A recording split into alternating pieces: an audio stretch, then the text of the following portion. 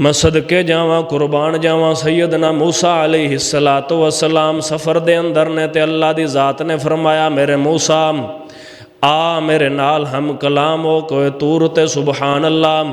अल्लाह दी ज़ात कितनी बाइख्तियार ज़ात है ते कितनी कुदरत वाली ज़ात है, कितनी कुव्वत वाली ज़ात है। अल्लाह अकबर।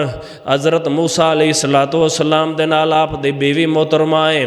आप दे दिल दे अंदर ख्याल आया मैं अपनी बीवी नूं इत्थे छोड़ के ते अल्लाह दे नाल हम कलाम होने वास्ते जान लग्या ते मेरी बीवी दियां हिफाजतां कौन करेगा। ये ख्याल आया है ते चल पे ने। अल्लाह की तरफ आवाज़ आई मेरे नबी मूसा वो सामने देख के नज़र आ रहा है। फरमाया अर्ज की अल्लाह पत्थर नज़र आ रहा है। अल्लाह के नबी ने अल्लाह अकबर उस पत्थर तरफ बढ़ना शुरू किया तो अल्लाह फरमाते ने मेरे नबी इस पत्थर के उत्ते अपना आसा मुबारक अपना खूंडा मार।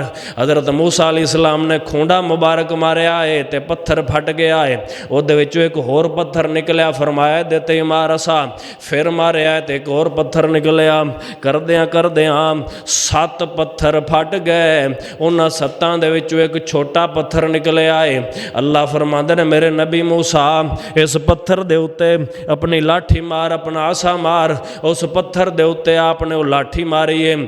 अल्लाह अकबर। वो पत्थर फटिया है। उस पत्थर की तह दे अंदर अल्लाह के नबी मूसा अलैहिस्सलाम ने वेख्या है एक सबज रंग का कीड़ा बैठा है तो वह मूँह के अंदर सबज रंग का ही पत्ता है तो खा रहा है। अल्लाह अकबर। अल्लाह फरमाते हैं मेरे नबी मूसा मैनू दस सुन जेड़ा अल्लाह जेड़ा रब इस जनाब कीड़े दियां हिफाजतां 7 पत्थरां दे अंदर कर रहा है तेनों रोज़ी पहुँचा रहा है ताज़ा खुराक पहुँचाता पे है। अल्लाह अकबर। क्या वो तेरी बीवी दियां हिफाजतां नहीं करेगा।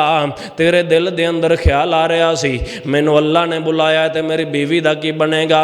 सुबहान अल्लाह।